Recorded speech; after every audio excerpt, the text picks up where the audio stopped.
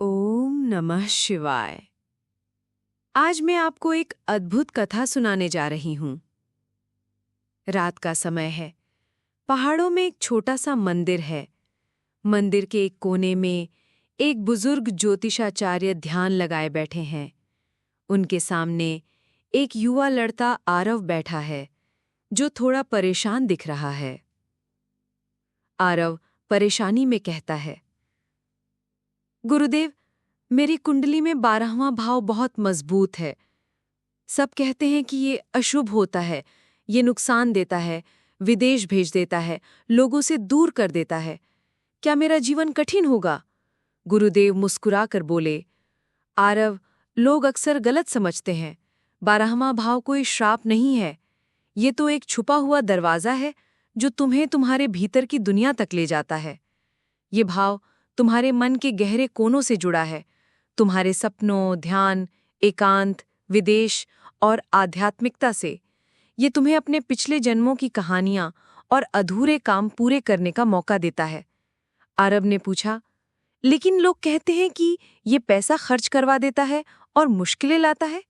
गुरुदेव हंसते हुए बोले, हाँ, ये खर्च करवाता है, लेकिन सिर्फ पैसे का नहीं। ये तुम्हें अहंकार, लालच और डर से भी मुक्त करता है, ताकि तुम्हारा असली रूप बाहर आ सके। 12वां भाव तुम्हें कभी अकेला करता है, कभी दूर भेज देता है, लेकिन इसका असली मकसद है कि तुम खुद को समझ सको। जो लोग ध्यान, योग या भक्ति में डूबे रहते हैं, उनका 12वां भाव बहुत ताकतवर होता है। कई बार ये भाव तुम्हें विदेश ले जाता है। लोग सोचते हैं कि ये बिछड़ने का दुख है, लेकिन असल में ये तुम्हें दुनिया को एक नए नजरिए से देखने का मौका देता है। ये सिखाता है कि आत्मा की कोई सरहद नहीं होती।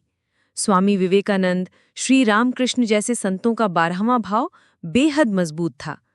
इसने उन्हें भौतिक दुनिया से दूर करके ईश्वर के करीब ला दिया। अगर तुम 12वें भाव से डरोगे तो ये कठिन लगेगा, लेकिन अगर इसे अपनाओगे तो ये तुम्हें आत्मज्ञान देगा। ये भाव कहता है, छोड़ो ताकि पा सको। आरव ने कहा, तो मुझे इससे डरना नहीं चाहिए? गुरुदेव ने कहा, नहीं बेटा, इसे अपनाओ। जब अकेलापन लगे, समझो कि आत्मा तुम्हें भीतर बुला रही है। जब विदेश जाओ, समझो कि आत्मा तुम्हें नए अनुभव दे रही है।